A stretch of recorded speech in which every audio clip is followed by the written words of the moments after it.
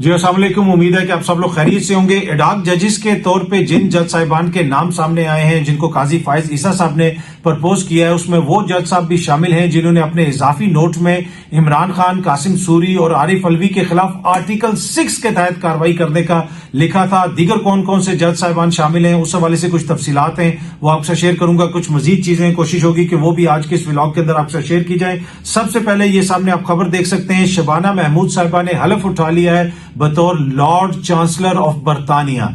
ये बरतानिया की इस्टेब्लिशमेंट का जो हार्ट है, उसकी ये पोस्ट है। ये बहुत बड़ी डेवलपमेंट है। वो पहली मुस्लिम खातून है और ये होती है असल जमहूरियत। अब जो शबाना महमूद साहिबा हैं, उनका ताल्लुक बर्मिंघम के इलाके स्मॉल हीथ से है। वहां पे बड़ी तादाद में पाकिस्तानी रहते हैं। ये वो पाकिस्तानी हैं जो यहां से पाकिस्तान से माइग्रेट होकर वहां पे गए हैं। इनके वालदैन जो है वो छोटी मोटी जॉब्स करते थे। शबाना की अपनी फैमिली की एक कॉर्नर शॉप यानी एक छोटा सा किराना स्टोर था जहां पे ये काम करती थी बचपन में। और लेकिन इस वक्त शबाना, अगर ये कहा जाए कि बरतानवी हुकूमत की एक बड़ी इंपॉर्टेंट पोजीशन पे पहुंच गई हैं, तो ये गलत ना होगा। पहली वो लॉर्ड चांसलर हैं जिनका ताल्लुक जो है मुस्लिम बरादरी से है, जो एक मुसलमान है, एक खातून है, और इसकी वजह से इसको मीडिया में वहां पे भी रिपोर्ट किया जा रहा है। लेकिन असल में जो चीज यहां पे सेलिब्रेट करने वाली है, शबाना की अपॉइंटमेंट तो सेलिब्रेट करने वाली है ही है, लेकिन असल चीज जो यहां पे हम सेलिब्रेट कर रहे हैं वो है जमहूरियत, हकीकी जमहूरियत। अगर उधर भी हमारी जैसी जमहूरियत होती, अगर उधर भी हमारे जैसे दानिश्वर होते, तो उनको शबाना के अंदर चर्चिल की झलक नजर ना आती, उनको शबाना के अंदर मार्गरेट की झलक नजर ना आती। वहां पे भी अगर गुलामाना सोच वाले, वहां पे भी हमारे जैसे बोने दानिश्वर होते, मेरे जैसे, मेरे दीगर जो इधर लोग हैं जो बैठ के दानिश्वरियां करते हैं, अगर ऐसे बोने लोग होते तो वहां पे भी उनको सिर्फ मार्गरेट थैचर की बेटी के अंदर जमहूरियत नजर आती, उनको वहां पे चर्चिल के बेटे के अंदर जमहूरियत नजर आती, उनको वहां पे एडवर्ड हीथ के बेटे के अंदर जमहूरियत नजर आती। और वो वावा करते, देखें जनाब, आज जब तकरीर की तो लग रहा ऐसे था कि मार्गरेट थैचर बोल रही है, लेकिन ये तो उसकी पोती है, ये तो उसकी बेटी है। अगर ऐसी सोच वाले दानिश्वर वहां पे भी होते, ऐसी सोच वाले सहाफी वहां पे भी होते, ऐसी सोच वाले ओपिनियन मेकर्स वहां पे भी होते, तो वहां पे भी जमहूरियत की वही हालत होती जो इस वक्त पाकिस्तान के अंदर जमहूरियत की हालत है। वहां पे अच्छी बात यह है कि जमहूरियत की वैसी हालत नहीं है और ना ही हमारे जैसे दानिश्वर और तजिया निगार हैं वहां पे। इसी वजह से आज वहां पे शबाना जो है वो लॉर्ड चांसलर के ओहदे के ऊपर एक तरह से उन्होंने अपना हलफ ले लिया है और अपनी जिम्मेदारी को संभाल लिया है। लॉर्ड चांसलर का जो ओहदा होता है वो तमाम वहां पे जो निजाम इंसाफ है वो उसके लिए रिस्पॉन्सिबल होता है। वहां की अदलिया में जो तब्दीलियां आएंगी, वहां की अदलिया का जो निजाम है, उन सब की जिम्मेदारी लॉर्ड चांसलर पे होती है। और अपनी पहली स्पीच में शबाना ने कहा है कि आपने इंसाफ करना है, किसी का कोई सियासी प्रेशर नहीं लेना, हुकूमत का कोई सियासी प्रेशर नहीं लेना, हुकूमत जो मर्जी कहती रहे, आपने सिर्फ इंसाफ करना है। शबाना का ताल्लुक पाकिस्तान के इलाके जेलम के एक छोटे से गांव से है और जिस तरह मैंने आपको बताया उनका खानदान वहां पे माइग्रेट करके गया और आज जो है शबाना लॉर्ड चांसलर के ओहदे पे बैठी हुई है। उसकी क्या वजह है वो मैंने आपको बता दी। तो ये होती है हकीकी जमहूरियत और ये होती है अवाम की जमहूरियत और ये होती है जमहूरियत जिसमें अवाम को ये मौके हासिल होते हैं। क्या हम सोच सकते हैं कि पाकिस्तान में किसी किराना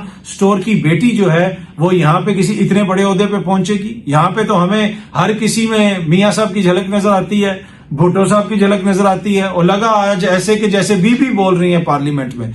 जब तक ऐसी गुलामाना सोच हमारी होगी, ऐसी गुलामाना सोच वाले यहाँ पे दानिश्वर होंगे, तब तक हमें कभी भी जमहूर के बच्चों में जमहूरियत नजर नहीं आएगी, जमहूर के बच्चों में कोई टैलेंट नजर नहीं आएगा, पाकिस्तान के बच्चे बच्चियों में कोई टैलेंट नजर नहीं आएगा। हाँ, हुक्मरानों के अंदर ही हमें जमहूरियत नजर आएगी, उन्हीं के अंदर टैलेंट नजर आएगा, उन्हीं के अंदर हमें सब कुछ नजर आएगा। और इसी वजह से इस वक्त जो पाकिस्तान की हालत है उसके ऊपर मुझे ज्यादा बोलने की जरूरत नहीं है। एनीवे, दूसरी जो स्टोरी आपसे शेयर करनी है, ये बड़ी इंपॉर्टेंट स्टोरी है। काजी फाइज ईसा साहब ने 4 जज साहिबान के नाम प्रपोज किए हैं एडॉक जजेस के तौर पे और ये चारों के चारों जज साहिबान जो हैं ये इस वक्त रिटायर्ड हो चुके हैं। ये रिटायर्ड जज साहिबान हैं और इनमें वो जज साहब भी शामिल हैं जिन्होंने कहा था कि इमरान खान के खिलाफ عارف الوی کے خلاف، قاسم سوری کے خلاف آرٹیکل 6 کے تحت کارروائی ہو۔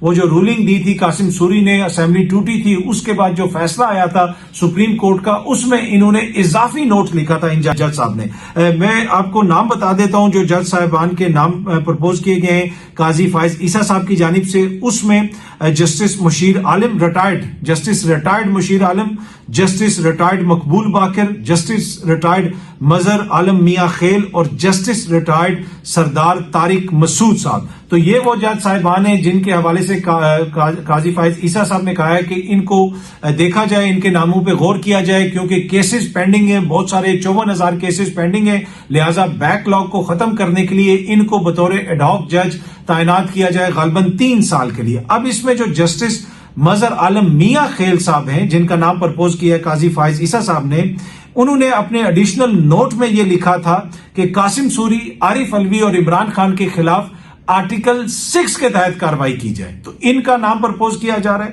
اب۔ اور ان 4 ناموں میں جو دوسرا نام ہے جسٹس مشیر صاحب کا، انہوں نے حدیبیہ پیپر مل کا جو کیس تھا میاں نواز شریف صاحب کے خلاف، اس کو ڈسمس کیا تھا۔ یہ ابوذر سلمان نیازی صاحب نے یہ تمام تفصیلات ٹویٹ کی ہوئی ہیں، یہ سامنے آپ دیکھ سکتے ہیں، جس میں جسٹس مظہر عالم میاں خیل صاحب کے حوالے سے تفصیل ہے کہ انہوں نے اضافی نوٹ لکھا تھا، اس کے ساتھ ساتھ جسٹس مشیر صاحب کے حوالے سے تفصیل ہے کہ انہوں نے جو حدیبیہ پیپر ملز کا کیس تھا اس کو ڈسمس کیا تھا۔ یہ نواز شریف صاحب کے حوالے سے کیس تھا، بہت سارے لوگ یہ کہتے ہیں کہ یہ کلوز شٹ، مطلب بالکل ایسا کیس تھا کہ اس میں سزا ہو سکتی تھی، لیکن اس کو ڈسمس کر دیا گیا۔ اس میں غالباً قاضی فائز عیسیٰ صاحب بھی غالباً اس بینچ میں شامل تھے، پر اینی وے ان کا نام بھی پرپوز کیا گیا ہے۔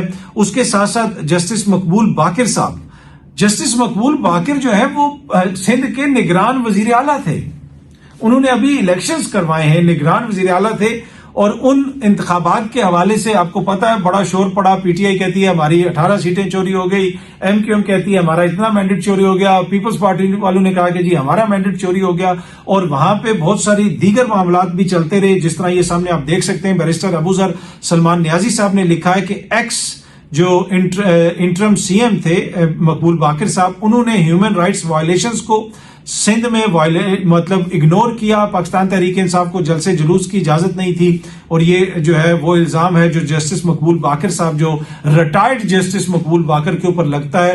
تو اب ان کا نام بھی پرپوز کر دیا گیا ہے۔ تو ابھی تک جتنے بھی نام سامنے آئے ہیں ان تمام ناموں کے حوالے سے کوئی نہ کوئی کنٹروورسی جو ہے وہ ایک طرح سے جنریٹ ہوئی ہے، یا جن کے اوپر تنقید ہوتی ہے، جن کے فیصلوں کے اوپر تنقید ہوتی ہے۔ اسی طرح جسٹس سردار طارق مسعود صاحب جو ہیں، انہوں نے فوجی عدالتوں کو کام کرنے کی اجازت دی تھی، وہ فوجی عدالتیں جن کو کالا دم قرار دے دیا تھا جسٹس اعجاز الاحسن نے، جسٹس مظاہر نقوی نے، ایک پھر مستعفی ہو گئے، ایک کو سپریم جوڈیشل کونسل کے ذریعے فارغ کر دیا گیا۔ وہ جو کالا دم قرار دینے کا فیصلہ تھا، اس فیصلے کو ایک طرح سے جو ہے معطل کیا جسٹس سردار طارق مسعود نے، الاؤ کیا کہ ملٹری کورٹس چلتی رہیں، سیولینز کے ٹرائل ملٹری کورٹ میں ہوں، اور اس کے ساتھ ساتھ اس کیس کی سماعت کے دوران جسٹس سردار طارق مسعود صاحب نے یہ کامنٹ بھی دیا تھا کہ پتہ نہیں یہ بنیادی حقوق ہمیں کہاں پہ لے کے جائیں گے۔ تو اس کے اوپر بھی کافی زیادہ کرٹیسزم ہوا تھا کہ جب معزز عدالت بنیادی حقوق، انسانی حقوق کے حوالے سے اس قسم کا رویہ رکھتی ہے تو پھر کیا ہوپ رہ جاتی ہے کہ انسانی حقوق یا بنیادی حقوق کا تحفظ ہوگا۔ پر اینی وے ان کا نام بھی پرپوز کیا گیا ہے، اور اس کے ساتھ ساتھ ان کا ایک اور فیصلہ تھا جس کے بعد آپ کو یاد ہوگا کہ پشاور ہائی کورٹ نے ایک فیصلہ دیا تھا، اور تحریک انصاف کے جو لوگوں کو بار بار گرفتار کر لیا جاتا تھا، ایک بندے کی ضمانت ہوتی تھی اس کو پھر پکڑ لیا جاتا تھا، پھر ہائی کورٹ کا ایک فیصلہ آیا اور اس فیصلے کے بعد وہ سلسلہ رک گیا، لیکن جسٹس سردار طارق مسعود صاحب نے اس کو بھی اینڈ کیا تھا، اس فیصلے کو ایک طرح سے ختم کیا تھا۔ یہ سامنے آپ دیکھ سکتے ہیں، یہ تمام تفصیل جو میں آپ کو بتا رہا ہوں بیرسٹر ابوذر سلمان نیازی صاحب نے اپنی ٹویٹس میں لکھی ہوئی ہے سامنے۔ وہ انہوں نے لکھا ہوا ہے کہ انہوں نے جو فیصلہ کیا تھا اس کے تحت جو بہت سارے لوگوں کے اوپر ان نون کیسز میں گرفتاری ڈالی جاتی تھی، وہ سلسلہ رکا تھا، اور پھر جب جسٹس سردار طارق مسعود صاحب کا فیصلہ آیا اس کے نتیجے میں دوبارہ گرفتاریاں ہوئیں اور ہزاروں تحریک انصاف کے کارکنوں کو گرفتار کیا گیا۔ یہ سامنے آپ دیکھ سکتے ہیں، یہ تمام تفصیل جو ہے بیرسٹر ابوذر سلمان نیازی صاحب نے لکھی ہوئی اپنی ٹویٹس میں۔ ایک اور ٹویٹ جو انہوں نے لکھی ہے، اب اس میں انہوں نے فیکٹ نہیں لکھے ہوئے، انہوں نے ایک طرح سے اپنا ایک تجزیہ کیا ہے، اس میں وہ لکھتے ہیں کہ جسٹس منیر شوڈ بھی جو ہے، جسٹس منیر کو نکالیں قبر سے، اور تمام کیسز جو ہیں وہ اس کے حوالے کر دیں اور ان کو جو ہے ایڈاک جج جو ہے بطور ایڈاک جج ان کو بھی لے آئیں جسٹس منیر کو. جسٹس منیر کو آپ کو پتا ہے کہ پاکستان کی عدلیہ کی جو تاریخ ہے اس میں ایک انتہائی شرمناک فیصلہ نظریہ ضرورت کا فیصلہ انہوں نے دیا تھا, جس کو ابھی بھی ہر جگہ پہ کوٹ کیا جاتا ہے, جس کے حوالے سے کہیں پہ بھی کوئی پازیٹو بات نہیں ہوتی. تو یہ کہہ رہے ہیں کہ جسٹس منیر شوڈ بھی جو ہے ان کو بھی قبر سے نکالا جائے اور ان کو ایڈاک جج لگا دیا جائے. He can do wonders for those who need ہم. انہوں نے کہا کہ وہ ان لوگوں کے لیے کمالات کر دیں گے جن کو اس وقت کمالات کی ضرورت ہے. تو یہ جو ایڈاک ججز کے نام سامنے آ رہے ہیں اس کے اوپر ایک بحث چھڑ گئی ہے. کیا ریٹائرڈ جج صاحبان جو حال ہی میں ریٹائرڈ ہوئے جن کے حوالے سے یہ ساری باتیں ہو رہی ہیں ان کو ایڈاک جج لگانا ضروری ہے؟ پہلے کیوں نہیں ججز کی تعیناتی ہوئی؟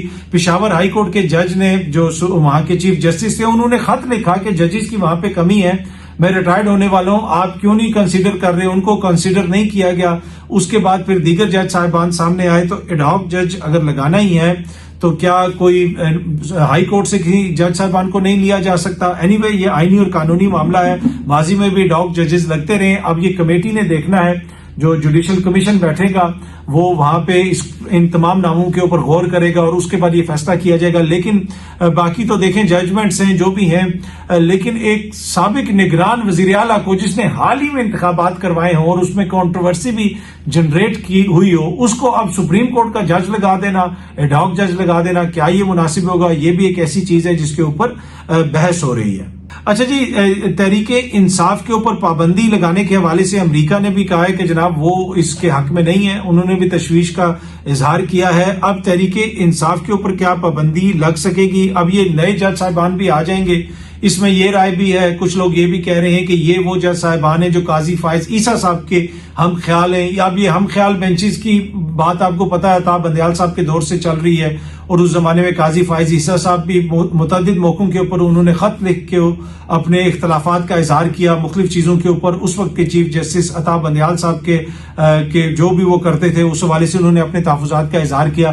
اب یہ جو جج صاحبان آ رہے ہیں ان کے حوالے سے کہا جا رہا ہے کہ جی یہ قاضی فائز عیسیٰ صاحب کی سوچ کے قریب ہیں. پر اینی وے جتنے بھی جج صاحبان ہوتے ہیں وہ تو آئین اور قانون کے مطابق فیصلے کرتے ہیں. جو بھی چیز ان کے سامنے ہوگی وہ آئین اور قانون کے مطابق فیصلہ کریں گے.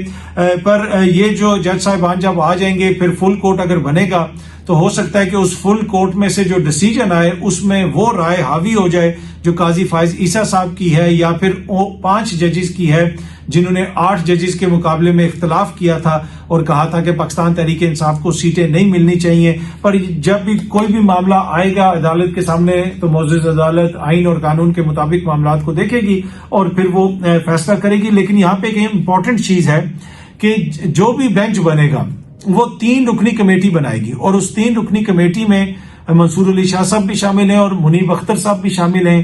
تو یہ نہیں ہو سکتا کہ جناب کوئی ایسا بینچ بنا دیا جائے جو ان کی مرضی کے خلاف ہو اور صرف قاضی فائز عیسیٰ صاحب بنا دیں. دیکھتے ہیں یہ معاملہ آگے کس طرف جاتا ہے. اور جو ریویو پٹیشن ہے حکومت کی مخصوص نشستوں کے حوالے سے نون لیگ کی, وہ بھی اتنی جلدی تو اب نہیں لگ سکتی ہے, یقیناً وہ چھٹیوں کے بعد ہی لگے گی, انلیس کوئی بہت زیادہ کوئی ایمرجنسی ہو جائے اور گرمیوں کی چھٹیوں سے پہلے اس کو لگا دیا جائے. اور قاضی فائز عیسیٰ صاحب کی ریٹائرمنٹ میں بھی اب میرے خیال میں 100 کے لگ بھگ دن رہ گئے ہیں, ان کی بھی ریٹائرمنٹ آ رہی ہے. تو ریٹائرمنٹ سے پہلے 3 سال کے لیے ایڈاک ججز کا جو معاملہ ہے اس کو دیکھا جائے گا. اور جو بنیادی وجہ بتائی جا رہی ہے کہ بہت سارے کیس پینڈنگ ہیں اور بیک لاگ ختم کرنا ہے, اس وجہ سے ان معاملات کو حل کرنے کے لیے ایڈاک ججز لائے جا رہے ہیں. یہ سامنے تصویر آپ دیکھ سکتے ہیں, بلاول بھٹو صاحب جو ہیں وہ امریکہ میں موجود ہیں. میں نے آپ کو کہا تھا کہ جو ہے وہ کچھ نہ کچھ کوئی آئیڈیاز فلوٹ ہو رہے ہیں پیپلز پارٹی کے حوالے سے, ادھر ادھر شہباز شریف صاحب کی حکومت کے حوالے سے ڈفرینٹ چیزیں جو سامنے آ رہی ہیں. اور ایک اور چیز جو سامنے آئی کہ پاکستان تحریک انصاف کے اوپر پابندی لگا دیں گے, اس کے اوپر پیپلز پارٹی کا کوئی رد عمل تو آیا, لیکن میں ویٹ کر رہا ہوں کہ بلاول ٹویٹ کریں اور اس کے اوپر کہیں کہ جناب وہ اس چیز کی مخالفت کرتے ہیں. کسی بھی سیاسی جماعت کے اوپر پابندی نہیں لگنی چاہیے, اور صدر زرداری صاحب بھی اس حوالے سے کوئی بیان جاری کریں. اب حکومتی جو لوگ ہیں, کچھ جو لوگ ہیں وہ یہ کہہ رہے ہیں کہ جو صدر زرداری صاحب ہیں وہ ایسی بات نہیں کریں گے, صدر زرداری صاحب یہ بیان نہیں دیں گے. کچھ لوگ یہ کہہ رہے ہیں, اب واللہ عالم ایسا ہوتا ہے یا نہیں ہوتا. بہت جلدی آپ سب دوستوں سے دوبارہ ملاقات ہوگی. Thank you very much.